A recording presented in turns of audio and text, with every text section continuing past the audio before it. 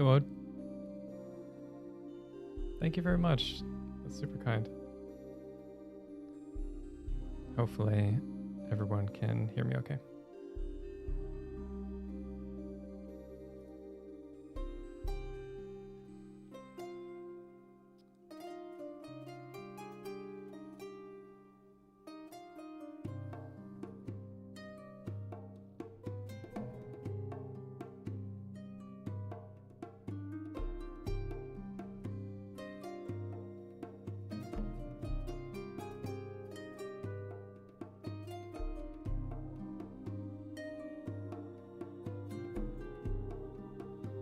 Okie dokie.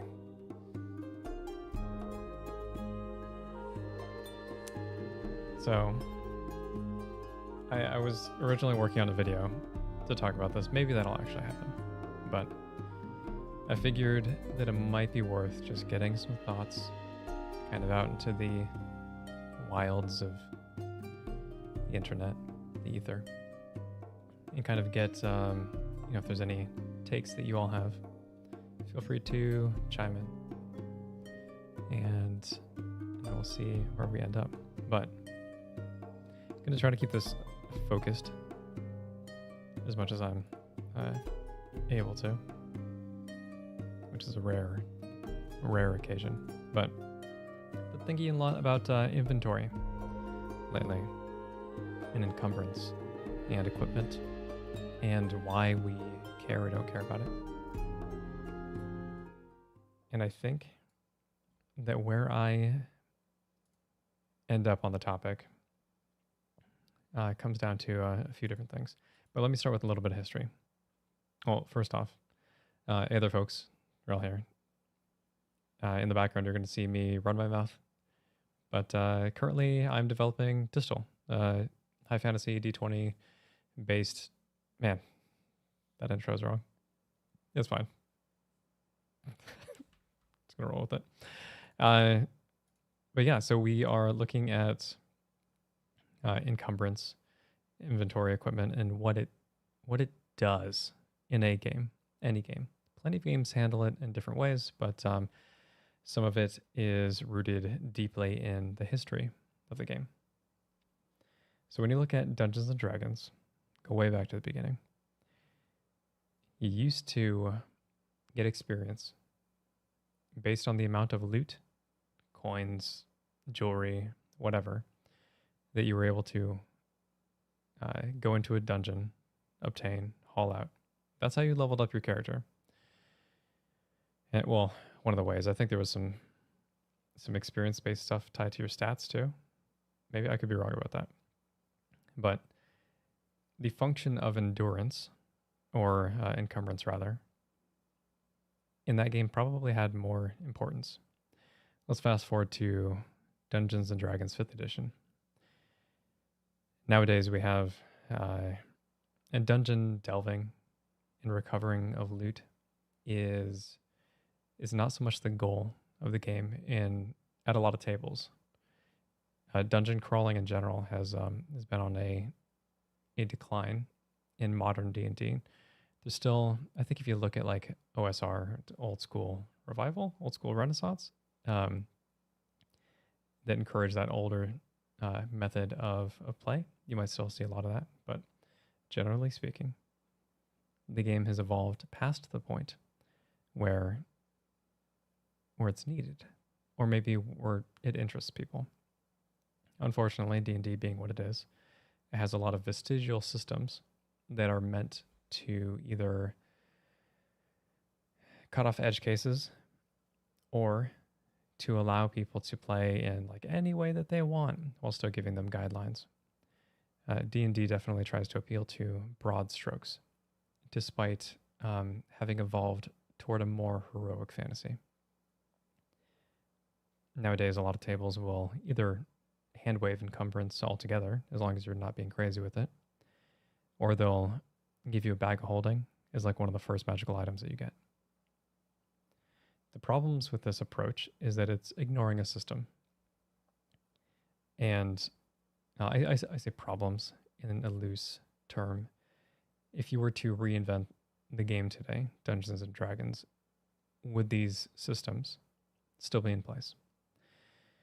That's a question that I have. I don't think it's one that people really care to answer because most of the time it's fine. Encumbrance is or rather the amount of weight that you can hold on a character is a product of your strength times whatever. I think it's times 15. So you don't have to, I'd have to look up the exact rules again, but so you don't really need to worry about the amount of stuff that you're carrying. The problem that this creates is it's a little bit difficult to reconcile why you can carry so many weapons. I think that's the main sort of implication of having a system that relies purely on weight, because there are no rules, so far as I know. Maybe there's some stuff in the Dungeon Master's Guide, but in the PHB, it doesn't care about what you're carrying, just the weight of it. Oh, thanks, Wood. So when I'm thinking about a system, any sort of system, there's a couple of main purposes that it should, just as a baseline fundamental, have. The first main purpose is that it should serve the game in some way. That is to say, it should align with the goals of the game. Ideally, it benefits the game, but at the very least, it should create a box to work within, because edge cases, problem players, inventive loophole usage, those are all problems that, unfortunately, when you have a system that appeals to or is meant to cater to a broad fan base, a lot of people play the game in a lot of different ways. And there's a reason that rules lawyers exist, because they'll look at the rules as written and say that I should be able to do this and this and this. Or they'll tell you that you shouldn't be able to do something because of the rules that are in the game. So there's definitely some apprehension when it comes to making the game your own, unless it lives within the core rules. Obviously, there's plenty of homebrew for D&D, and I think that it depends a lot on the table as to whether or not you want to play with those rules or trust your GM to make something up that feels fair and balanced. And even when it comes to homebrew, there's a lot of stigma surrounding homebrew just being imbalanced because it's not coming from a professional designer. I mean, maybe professional is not the right word. It's not coming from an official source, being Wizards of the Coast, Dungeons and Dragons, that sort of thing. Despite some of the homebrew stuff being better than what was originally written, because the game has obviously evolved. It was released in 2014, 5th edition that is, and will continue to evolve once we get into 2024. But a lot of the lessons, a lot of the failings of its implementation back then may not have been failings at the start, and things kind of move toward a certain meta or its popularity and that sort of thing. You see this a lot in like older game communities, where the more you play a game, the more experience you get with it overall, and then the more you start to understand like where things kind of fall apart. So that could have been the case for some of the existing rules in D&D, and but yeah, it kind of, when there's homebrew involved, you kind of have to use your best judgment and like trust a GM to read it through, make sure that it makes sense, and kind of balance it against what they think should work. That being said, yeah, exactly. What do you mean I can't carry these 40 Gambesons out of a dungeon? Yeah. So I did notice, though, that in Dungeons and Dragons, they do state that, and I've never played like this, but they state that most gear that you find from monsters and dungeons, like you can't sell it, or like weapons and armor specifically, you can't sell it to vendors because it's not in a state that people would be willing to buy it from you. So, like I said, I don't think we've ever played that way, and I've definitely been with groups before that will just like yeah, I want to cut up the monster and I want to take its teeth and I'm gonna take its hide and then we're gonna make it into armor. It's just like okay, um, so a lot of people have those ideas because why not? Why wouldn't you want to skin a dragon, even though that would be like a wicked laborious process that you're probably not qualified to undertake.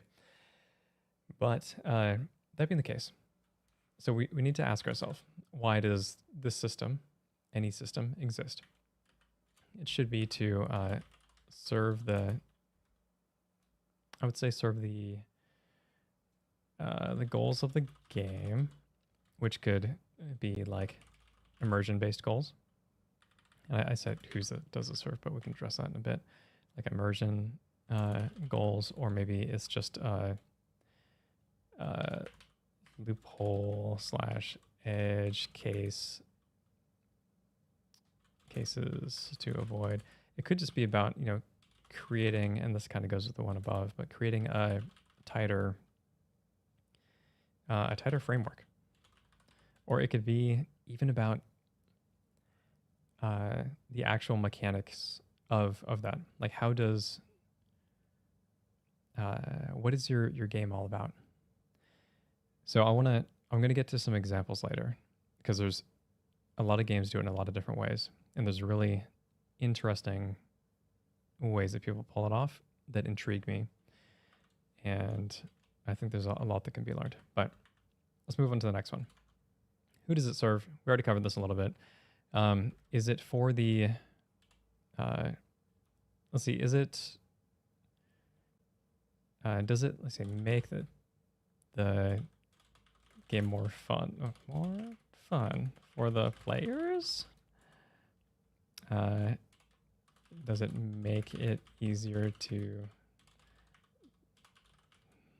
adjudicate? If there's no red squiggly, it must be fine. Adjudicate for the GM. Ideally both, right? You want it to be a system that players engage with because it's fun, not avoid, not feel like they're punished. Actually, I shouldn't say that, because creating an aversion to doing certain things is a way to get the game to do what you, or get the players to do what you want them to do. But these are just some general thoughts. So what are some examples of this? This is a very poorly constructed question and answer session, I guess. Okay.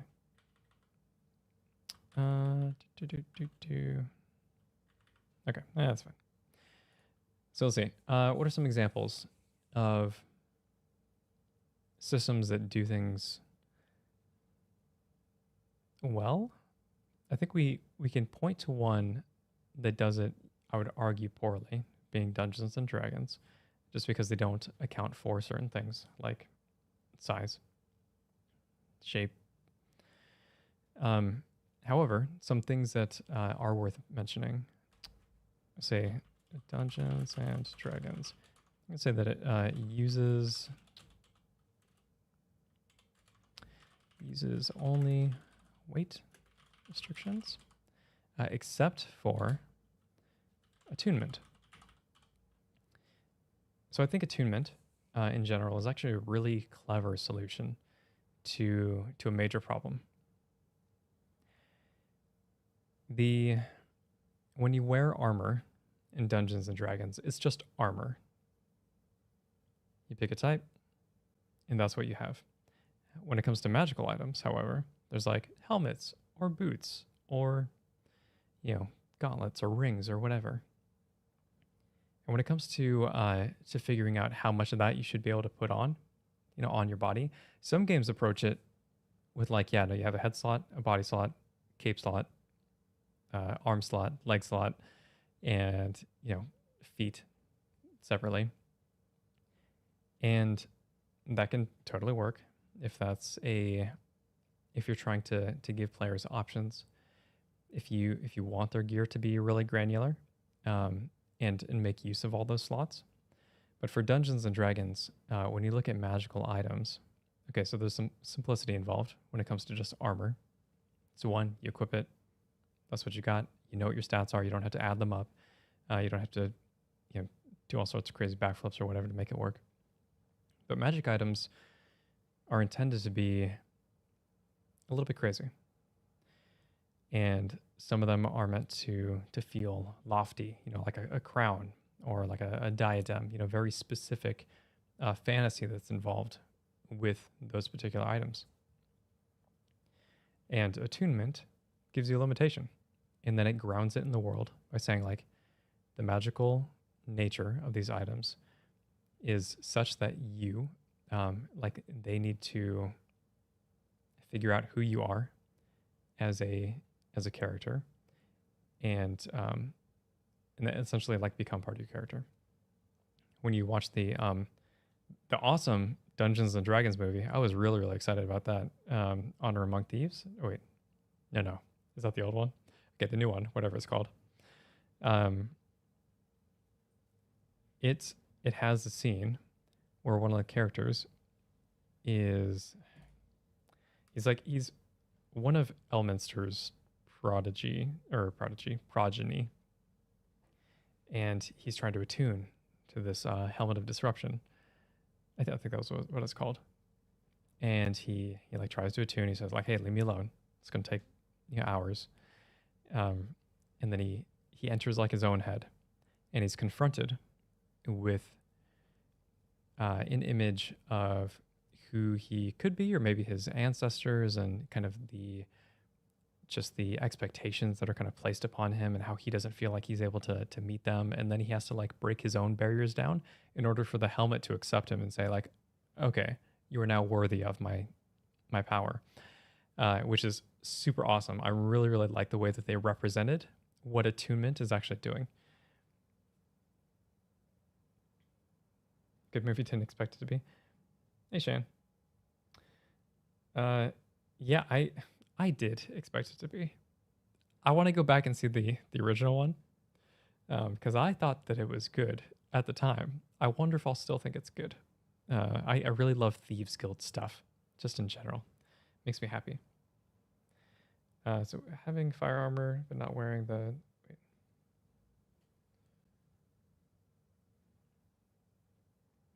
But not wearing the boots and running a lava stream might be a bad idea if it's overlooked. Right? Yeah, I could definitely see a case where you'd probably want to wear the boots, or maybe the armor is like magical VT and just it cloaks your entire body. Makes you immune to fire in your core. And in that case, Lava River's fine. But yeah, so Dungeons and Dragons, this is one thing that I think they do really, really well. It was a smart solution. Does it feel somewhat limiting? Maybe. But limitations are good. Limitations. Morden says that in Mass Effect 2 when he's talking about the Krogan's evolution. I love it.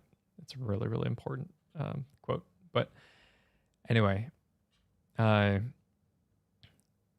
having attunement creates limitations. You can only have 3 slots, which means that you can't ever just load one dude up with all the magic slot items, which means that you need to share, at your table.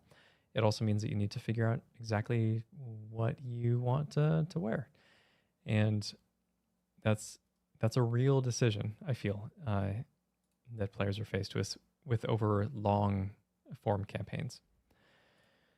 You see this in Critical Role season or campaign 2 a lot as well.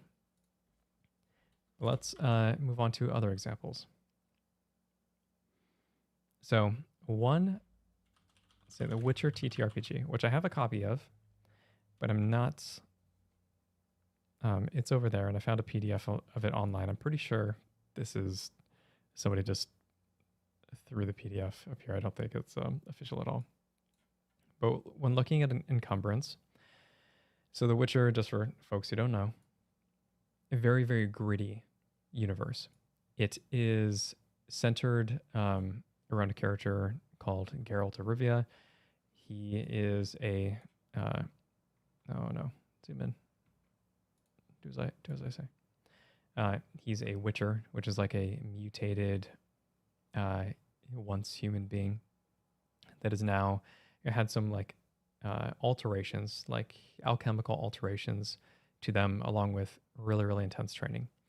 And the goal of a witcher is to protect, well, it was probably to protect a long time ago, but nowadays it's just to kill monsters and earn coin for doing so.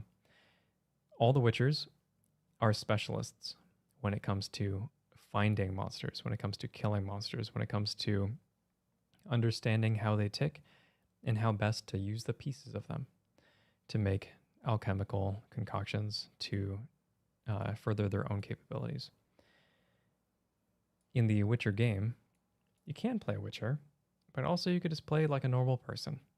And that to me seems more fun.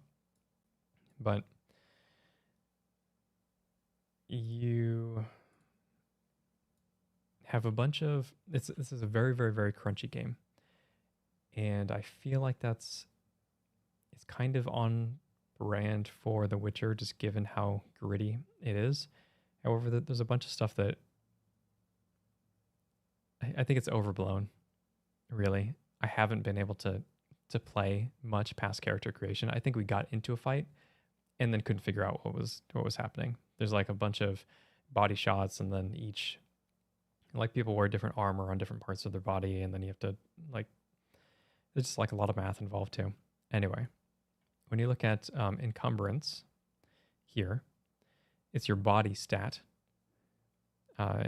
times 10. And then when you're encumbered, it reduces your reflex, your dexterity, your speed for every 5 points that you exceed your encumbrance. But, okay, so I'm going to say that this is an example of a poorly written, I don't know if the whole system is like this, but I have to imagine that there's probably some things that need to be tuned up. So when you are encumbered, subtract 1 from your reflex, dexterity, speed for every 5 points your encumbrance, you exceed your encumbrance, minimum 1. So 5 points you exceed your, so I don't know if that's like, oh, for every 5 weight, because I don't know what points they're talking about, which is just poor wording. And then I'll show you another example, because if I look up the word encumbrance, there's also an encumbrance value. What is encumbrance value, you might ask? It's not encumbrance. It's not your encumbrance stat. This is a totally separate thing. It describes how stiff the armor is and how hard it is to move in it.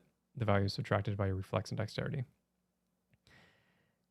So, okay. So if we go to torso armor as an example, Gambison has a weight of 1, an EV, encumbrance value, of 0. Hey, Stan. If I were writing this system, I would pay very, very close attention to a number of things. The abbreviations that I use, the words that I use, and to try to clear up any confusion. So encumbrance value, very different from your encumbrance. It does actually not affect your encumbrance stat at all. And then just saying the words encumbrance versus encumbrance value doesn't make sense. They could have called it carry capacity. They could have called it, for the EV in particular, they could have called it rigidity, for just like the stiffness of the armor. So this is one of those things that I think that you have to look out for when you're designing an equipment system, or any system really. Okay, hopefully, I think that was more of a complaint than anything else. But to my understanding, this works very similar to Dungeons and Dragons in that it's mostly weight based. And like all the armor has different spots that it covers, but there might be some like holster stuff in here too, but I'm not going to fuss with it. Anyway, so Brance, versus encumbrance value. But why though? Maybe I'm just haven't read enough, played enough about the system to make sense. But I would say that simplicity is important for understanding. And The Witcher TTRPG in general fails at this. It's intentionally very crunchy, but even the way that it's laid out, I got some problems with. It's rough. You have to really, really like The Witcher, and I do, to struggle through it and try to figure it out. It's really rough. All right, so let's go over to one that is the opposite of The Witcher. Very tight. It's smart. It's Mausritter. Mausritter? Mausritter. Don't know how to pronounce it. All right, so check this out. What am I on? Page 8. Okay, so let's start with Mausritter. What it is. You're a little mousy boy, mousy girl, mousy gal, and you are exploring the world, going on adventures, and there's fighting and that sort of thing. You see a little sewing needle here, little pack. So you know what you are, which frames your the context for the world, right? Which means your systems should probably reflect how little mousy mouse operate. This system is I really want to play it. I haven't. But they have some really cool, just like the fact that they jump from, boom, title, gear and prices. It's just like a table that you can check, and it's right at the start. So it's you never have to like flip all the way to find the page. It's just like boom, right here, because they know that that'll be important. There's like they run right into character creation, just a whole bunch of names. It doesn't say like, hey, choose your name, and a bunch of other words to describe like what you're doing. Like, no, people figure it out. And then they jump into the credits, which is interesting to me because I thought that you had to have like a copyright page on the second page, which is why I do that in Distal. But anywho. So, and then it goes into the table of contents. We are going to go down to inventory because this is the part that I find super, super cool. So your mouse carries items with inventory slots. So again, you're a little mousy mouse. So main paw, body. These little tokens here are sized so that you, so like beneath the main paw, I think it'd be like, off paw maybe or something. There's another paw down here. And then there's a body, and then there's another body slot down here, I think. And what happens is like, okay, if you're using a shield and armor, it's horizontally going to cover both your offhand and a piece of your body. And then the main paw, you'll throw a weapon in there. Anything that's in your pack is less accessible and lives over here. And there's only 6. That's all you get. You can carry more, but you immediately become encumbered, and which is really, really detrimental.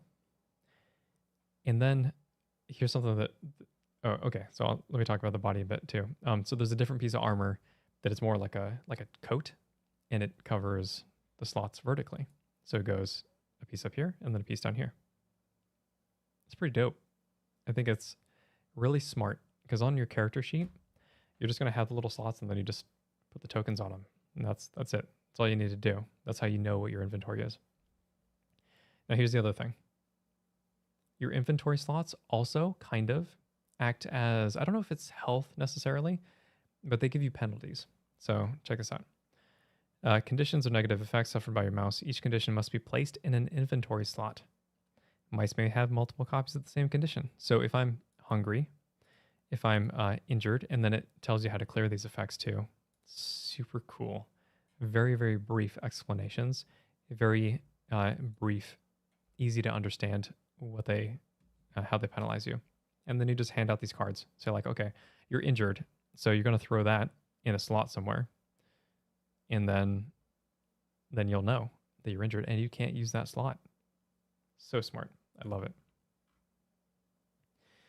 Mouse Ritter is definitely like the most inventive system that I've seen so far, because it's slot based, but it's not overly complicated.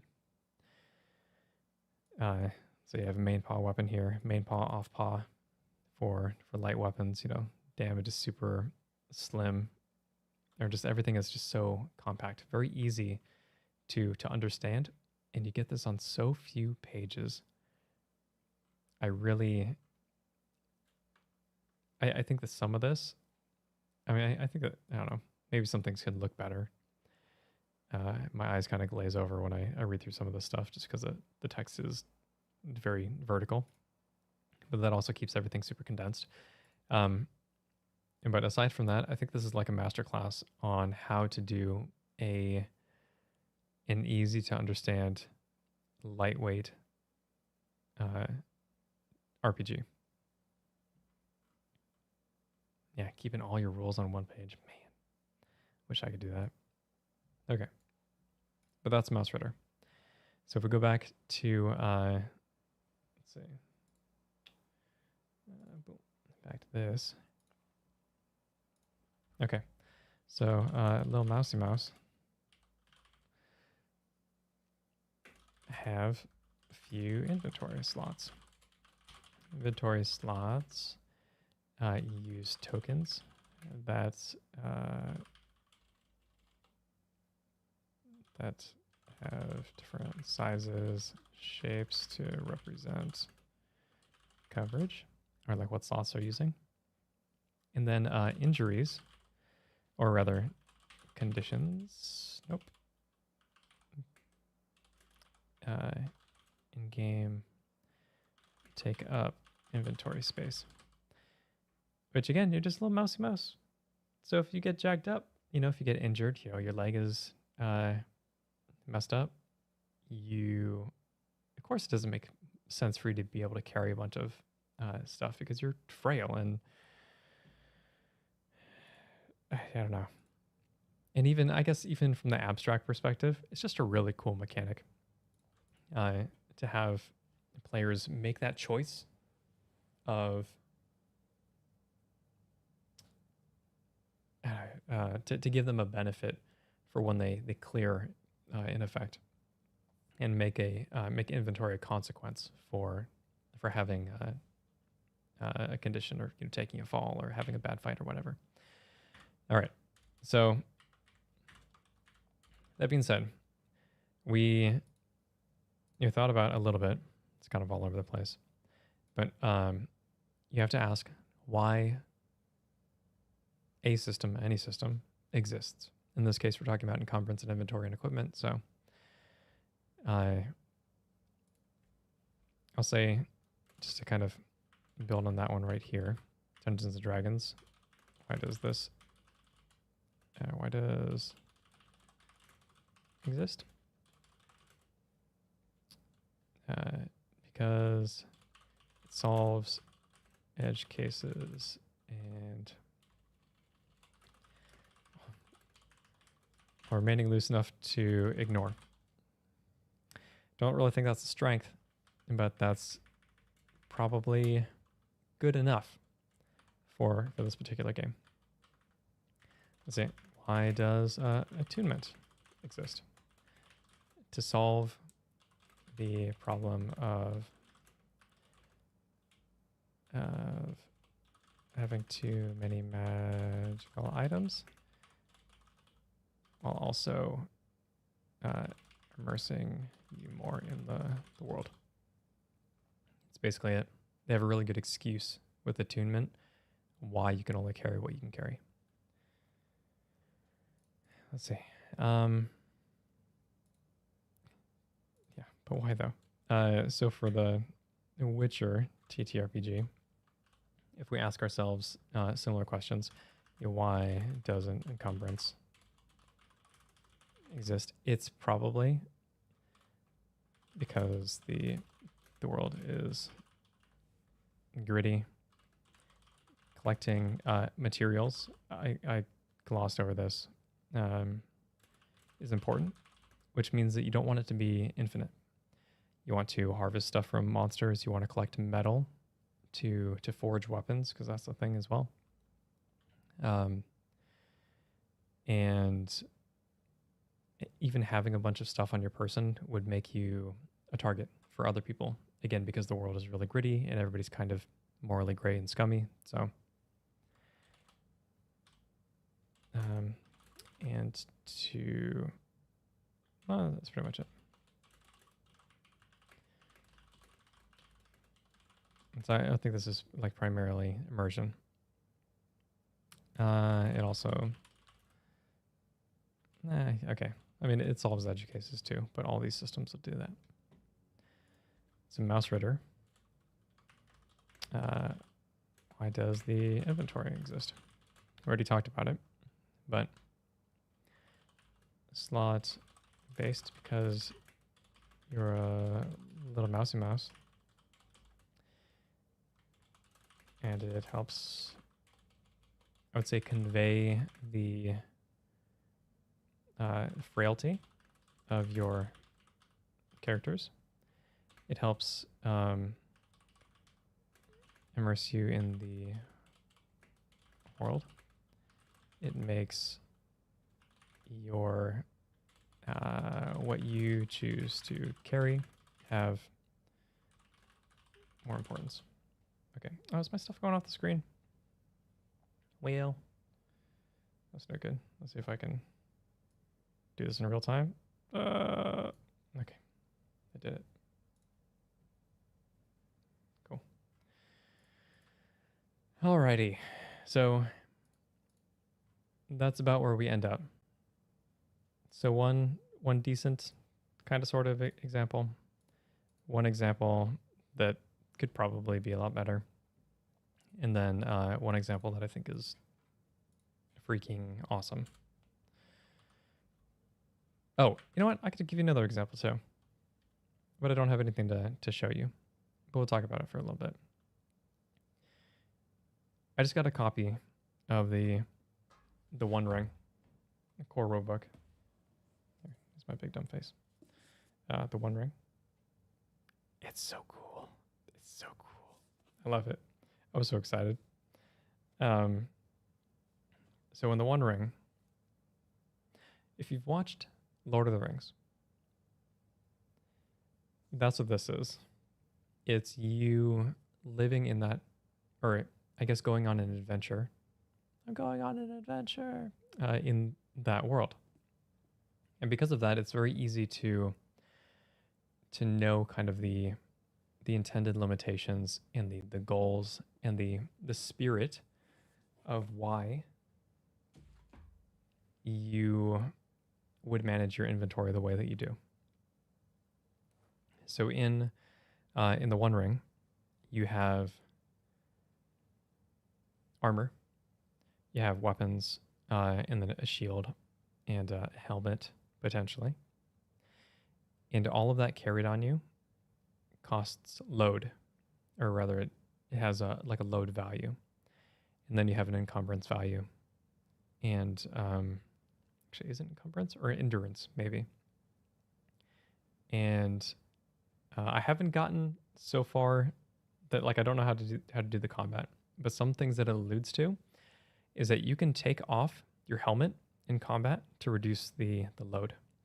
There's like a mail chest plate that you can kind of like rip off to reduce the load, because I think your endurance goes down as combat progresses because it's very grounded. So managing that, having characters engage with it, means that that system is not ignored. And that's a really powerful tool to immerse you in the world, to get the players to do what you want them to do. And then there's also, because there is, this load value, and it's, you have adventures that take place over a long period of time. It's also not about getting loot from dungeons. I mean, you didn't see like Gimli or Legolas constantly hauling, pulling off the armor off of people, wearing helmets or whatever. Uh, Merry and Pippin did, but only for a little bit. Actually, was it? No. It was Sam and Frodo. That was toward the end. I can't remember, but yeah, because they had to get to Mount Doom. But that's not the goal, right? Is to hoard stuff. I think that there's some aspects, like if they made a spin-off that was just like, oh, this is about the dwarves and they're just like constant need for gold and jewelry and just like riches, and they get like gold sickness and whatever. Is that what it's called? I'm not a Lord of the Rings aficionado. I just watched the movie a number of times, but and I guess I've listened to the audiobook, maybe kind of, sort of, little bits and pieces. Anyway, but you can instantly imagine being in that world and thinking about what things those characters would need and how they treat their equipment and how little they pack and bring with them and how important weapons and armor are. There's a fun little side note in the One Ring that says, so you can get like weapons that are important. They're crafted in such a way, or they're made for felling certain types of foes, or just like hitting, I guess, harder, or like piercing through people, based on the material that they're made out of. And there's literally a note that talks about the fact that these items have plot armor. So if you like lose them, another character is not going to pick it up. Well, okay, so there's two things. If you lose the item and your character dies, usually in this world, your characters are buried with your items, like buried with those important weapons, because they were, important part of you, represented who you were and what you've done. So that way, that solves a problem with players just saying like, oh yeah, I'm gonna get is 2 swords, or whatever, like really dope armor. And then it also says, and this one I'm less on board with, but okay, I'll let it ride. It says if you lose the item, for whatever reason, you get a new one made in the next town that you visit. So, because the villagers are like more than willing to help you do that. I'm like, I don't know how I feel about that, but mechanically, very cool. They also do something else that I really, really like. I think this is my favorite mechanic of an RPG that I've seen recently. And that is, when you're creating a character, you go through the process. You know what proficiencies you're allowed to have. Dwarves can't use like especially long weapons. They prefer like shorter stuff. And you have, you pick your armor and your war gear and that sort of thing. But also, you have a limited number of useful items. And these items, you just make them up. That's it. They're not for combat use. It's out of combat.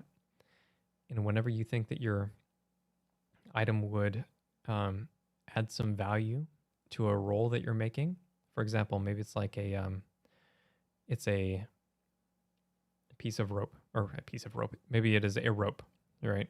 So if you're making whatever the equivalent of a climbing check is to, traverse an area, you get a bonus to that roll because it makes sense. And that's it. So if you have another item, maybe there would be like maybe you have like a crest or a pin or something like that was given to you from an elven diplomat. I don't know, I'm just making stuff up, but that's the point. If you could reasonably, if you're having a discussion and trying to convince, like an elf to do something for you, maybe they would see that and you'd get a bonus to the roll to try to like influence them. But it's totally narrative, and it's so lightweight they deliberately don't give you like a lot of different examples of what these items could be because they want you to think. And I think that anytime that you imagine Lord of the Rings, and you could probably point out a scene and say, oh, if they had this item, that would probably help them in this particular situation. And that's all it is. And because it's so like laser focused, just the RPG on what it is trying to do and the fantasy that you're trying to live, it makes a system or makes a rule like that very easy to understand and get on board with. So anyway, that's one that I really, really like too. They're just called useful items, and you have a limited number of them, and it depends on like what your like poverty or whatever status was based on the lineage that you picked. But anyway, all right. So let's go back to this one. Okay, and we're gonna say, how do we design a system? So I already broke down. I gushed over a whole bunch of stuff that I like, that I don't like. Let's lay out some guidelines. We want a system that furthers the goals of the game. We want a system that players will engage with instead of avoid. Dungeons and Dragons. We want a system that I would say for our particular RPG, so if I'm designing this for Distal, a system that helps facilitate mechanical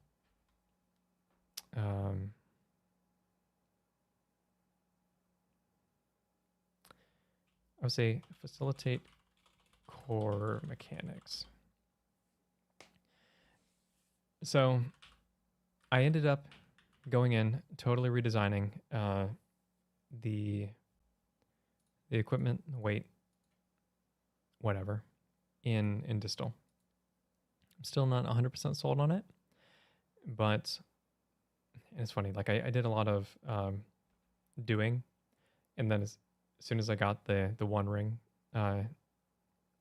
core rule book, it was just like, it was so close to what I was going for, and they definitely do it better. But I think that what I have now might, excuse me, might work. So let me switch on over to that. And I don't really like how this is laid out, so we're actually just going to copy and paste some stuff. So here's one. I call these accessible items. So one problem that that I think that we have, and I see this in Dungeons and Dragons too. People will constantly ask, like, can I get my potion or a potion out of my pack? Can I? Actually, I don't even know what it takes to switch weapons. I think it's an object interaction, and then we can only like sheath one weapon and then unsheath another weapon. I'm not sure how that relates to two-handed weapons. I would have to look up the rules again, but people are constantly asking like what that action economy is. So what I am kind of looking at instead is say that, hey, everybody gets a certain amount of equipment in their holster at any given time. And holster, so if you imagine like Geralt, how he has two swords, one's for monsters, it's silver for monsters and steel for humans. And then in the game, I guess you'd have a crossbow and probably, or like a little baby hand crossbow, and then also like some bombs or whatever. That's pretty much it. That's all he's got access to. So we say something similar, but don't keep it as regimented as holsters. We just say like, you can carry, or holsters, sorry, we don't keep it as regimented as slots. Like I don't say like, you have a right hand and a left hand and then a back slot, and then there's some stuff on your legs. We just say that this is tripping all over my words, saying that this is accessible equipment, and you can hold 3 hands worth. So one-handed weapon, and then another one-handed weapon somewhere else in your belt, maybe, or a two-handed weapon. Can't see what my hands are doing.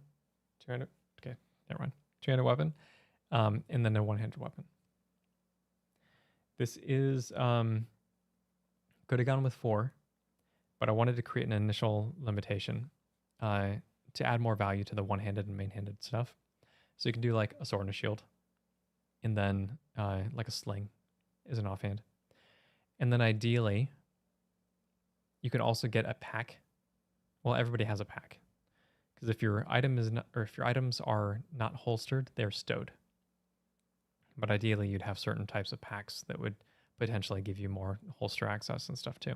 I don't want to make it too crazy, but this 3 hands, if you just say 4, it solves that particular concern. And then we would treat it very lightly, like, I don't know, it would kind of be like hand wavy to switch weapons at that point. But I liked the idea of having this particular limitation, at least to start. Because they're very, I like the idea of progression. So making this, instead of 3 hands, like having 5 hands worth of equipment would probably be something that you got later on. Anyway, in addition to the holsters, or for the weapons or shields or whatever, you can also holster 3 tiny items. So these are just going to be potions primarily. So when somebody asks, can I get a potion out of my pack? You say no. You say that if you have a potion on your belt, or your belt pouches, like, you can use that. And then there's a limitation of 3. Helps arbitrate, and then allow people to prepare for combat. Realistically, people could probably like dig through their pack too to get stuff out, but it would just be more of an investment. And making this as straightforward as possible is an important goal for me. So that's the easy part. Accessible items. Makes sense. Let's go with the not so easy part. Burdens. All right, so check this out.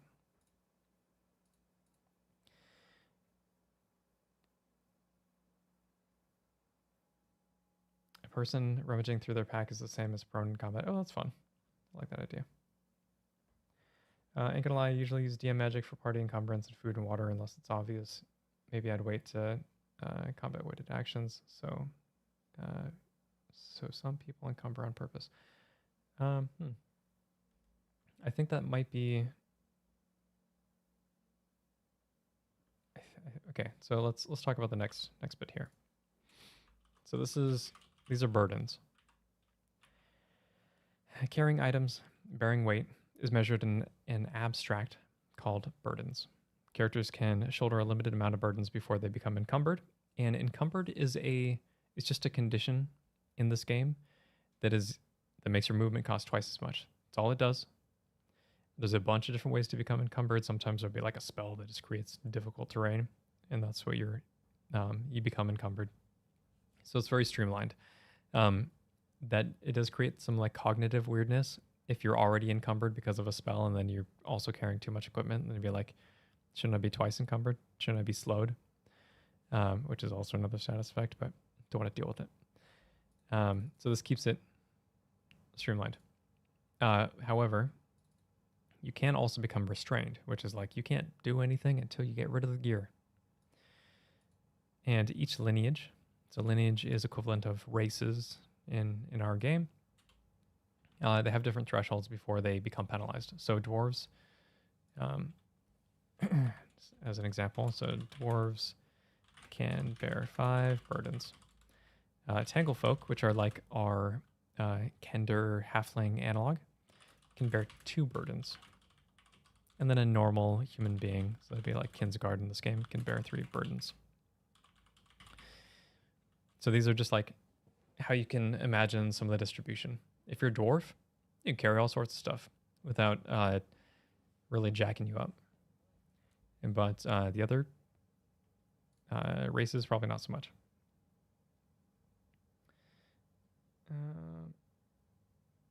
Owlbear off the top rope. I like it. Let's see. Okay, here we go. So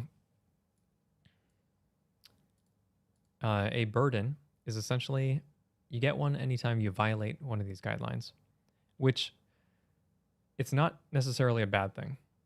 It's just an intentional choice, or rather a cognitive, like you need to be aware of it. And like a conscious decision. That's what I'm going for. So an overabundance, and this is the loosey-goosey bit, of tiny objects will impart a burden. So if you have 1,000 gold pieces, it's probably a burden. If you have 20 potions, maybe it's a burden. And burden would just represent like, yeah, you got a bunch of stuff that's clanging around in there. It's probably going to break. So you need to be more careful. Thus, there's some paying attention that encumbers you or slows you in that way. But a burden doesn't actually do anything to you until you get a certain amount of them. A few small stowed objects. So a small object would be like the size of a dagger. It would be maybe like a book, depending on the size of the book. It could be like, it could be even like a buckler shield, which would be like a dish, depending on what buckler you're talking about from which era. Yeah, so that would be a small item. And all weapons that are particularly small, they don't go down to tiny. They just go down to small, even though it probably doesn't make sense. So for example, a sling, which is just, I say just, but it's a rope or whatever they use for Balearic slings, is like you could wrap that up and like stuff in the corner somewhere, and it would probably be tiny. But in this game, we say that it's small because we try to create some sorts of limitations, as long as it doesn't break people's minds. And then here's the big one. Every medium or larger object stowed imparts a burden. So if you go into a dungeon and you want to bring back all the stuff with you, it's going to take some doing, because that's not a goal in this game. At least, I don't think it should be a goal in this game. A lot of monsters, I think all of them, most of them, have loot. And I did that primarily because I know that a lot of people like to play that way. But I think I'm falling into the same trap as Dungeons and Dragons because of that in particular. So I need to figure out what the true heart of this particular game is and how much I care about that. I do want people to care about their inventory, but I don't want them to be like oppressed by that idea. So it's mostly to create limitations that people can see and then navigate. So medium or larger objects, this is basically like, this is most weapons. So a medium item would be like a longsword, and a burden, it's a very small amount. However, if it's in your holster, it's no problem. So generally speaking, all of your weapons are going to be holstered. All of your everything else is going to be stowed.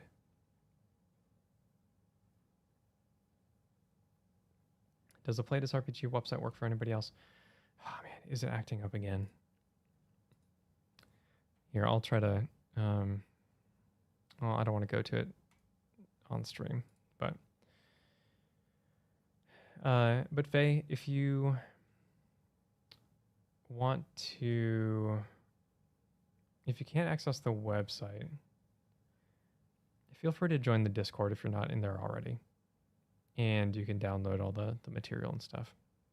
I've had such a hard time with getting the redirects to work correctly. I just looked at it, I think 2 days ago, and tried to get it sorted, but it was causing problems for me. If you've been there before, try to use F5 to refresh the page, and hopefully that'll work. It probably won't though. Okay.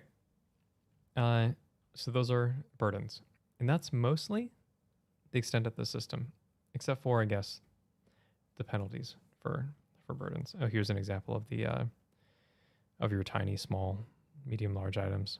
So like a great axe is a medium item, longsword's a medium item. Short sword is probably the very edge of a small item. And then coin purse, arrow, book, potion, those are all tiny. And then there's some additional penalties, like if you're carrying a heavy object, so you're trying to carry a barrel around, or you're carrying a body around, that also imparts a burden, just temporarily, because it's, difficult to manage. And then there's some particular items that have the cumbersome property, mostly to discourage you from stowing them. It's down at the moment. Gah. Okay. Well, thank you for looking. I'll give it a look, VT. Anyway, yeah, I just went up to large as far as the sizes are concerned, but the scaling is different than it would be in Dungeons and Dragons because this is what serves our purpose. But yeah, and then there's like if you look over here, there's a whole thing for heavy objects, what you can do with them, what they do. But yeah, and then there's the cumbersome penalty. So that'll be like pole arms. Most great weapons are all cumbersome. Plate armor, half plate, cumbersome. And what that does is that it gives you 2 burdens when you stow it, and also 1 burden when it's holstered. So those are the only things that are going to burden you while you actively have them out. And it's mostly to say like, hey, you don't need 4 pole arms or, whatever. Just chill. It's to represent how unwieldy those sorts of items are and their difficulty of stowing. Anyway, let's get down to penalties. So there's 2, but there should probably be 3. So a penalty, if we go back to this, because I couldn't bear. Yeah. Heavy objects are, I think you'd be rolling a barrel probably, or kind of like walking it. Let's see. So 2 main things. You become encumbered. Let's call these burden penalties. So you become encumbered when you pass the burden limit. I say surpassing. I had a hard time with this because should you become encumbered at 2 or should you become encumbered at 6 instead of 5? You surpass it, and that's what what encumbers you, because that's pretty loose. Not so much for Tanglefolk. Like if you're being like a Tanglefolk, which again, small little frail individual. If you have a polearm, that's 1 burden. If you are wearing plate armor, that's another burden, and that could just be a loadout for a person. So making it surpass the burdens probably makes sense, and this would keep you like really tightly constrained. But at the same time, notion why. But at the same time, it could possibly be too much. I don't think that it is. It might be fine. Anyway, so surpass the burden limit, you're encumbered. And then if you, this is the part that I feel like needs work. You become restrained when surpassing twice the burden limit. So, don't do that. Don't look. I have to delete all my things. When surpassing the burden limit, let's see, plus strength. Okay, sorry. 5. So this would be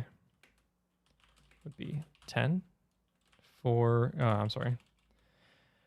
Okay, so surpassing the 11 for restrained if you had no strength. And then you can possibly, at like a later level, get 5 strength. So you need to have 16 burdens in order to become restrained. So this is why I think the system has flaws. It's not great thinking about this particular concept, because that's a lot. And you could just be like, if you were okay with the encumbered condition, because that always stays the same, which might be enough. But this is the part where I'm like, it really shouldn't be that much. So I could like always pull the strength off of it, and I could do a limitation like, it could say that you become restrained at your burden limit plus 2. And that could be it. And then I think that would be way more reasonable. It's something that I considered. And also, again, why I still think that this is a work in progress. If it Tanglefolk strength trains for a month, does it gain +1 burden perk or something? Yeah, the strength. Okay, so the strength bonus counts now, but I don't know that that's what it should be. So in Distal, you have specialties, and you get these at every 2 levels. So 2, 4, 6, 8, 10, 12. The specialties have requirements, and a lot of those requirements are attribute requirements. So some of them are like, okay, you need 2 strength in order to get the specialty. And I was considering doing a, like a pack rat sort of specialty, or maybe something like powerful build is already taken by character, but say that, requires 2 strength. And then it would, just to get this particular specialty, and then it would increase your maximum burdens by, whatever, some arbitrary number. And then that way you can keep it restrained. Of course, if you were to do this, you'd also have to compare the specialties to all the other specialties, which are frankly way more interesting, that you could get. So you'd need to add something on top of this particular specialty in order for it to be fun or be something that people would choose.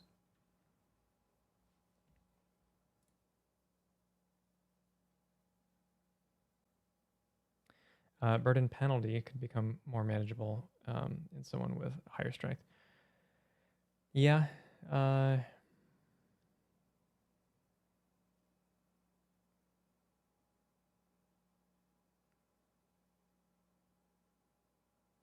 That's funny, Dirt 4.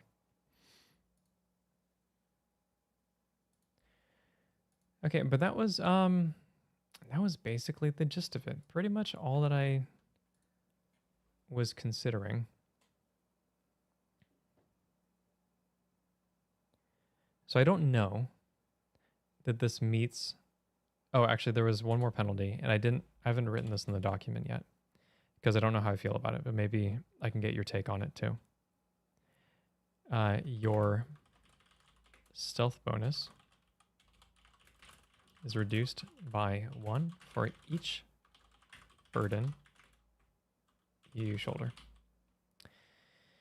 So in this game, your maximum bonus for a skill, which stealth would be, is a +4. So I liked this idea because if you're carrying around stuff that makes it difficult to move, if you're carrying around stuff that's going to clang around in your backpack, even just a little bit, all that stuff can be a burden to the agility, the stealthiness required to stealth. However, what I don't like doing is adding 1, -1, -1, 2, and like cross-referencing different stats to make things come together. I would much rather things be straightforward. So what I was considering too is that noisy is a property in this game. Usually it's associated with particular types of armor. So if you're in plate armor, you're noisy. And what noisy does is it makes it so you can't use your stealth bonus for stealth checks. And then in this game, also stealth increases your defense when you're hiding. And that's just so that we don't have to deal with like, yeah, can I see them? Can I not see them? It doesn't really matter. You can try to take the hit if you want to, but they're just going to be harder to hit. So imagine fighting something in the darkness. It's like you probably know where they are because they're making a bunch of noise, but you don't know exactly. So it's literally a shot in the dark. So that translates to defense, just to kind of abstract the concept. No worries, Woad. Appreciate having you around regardless. Sound burden. Yeah, so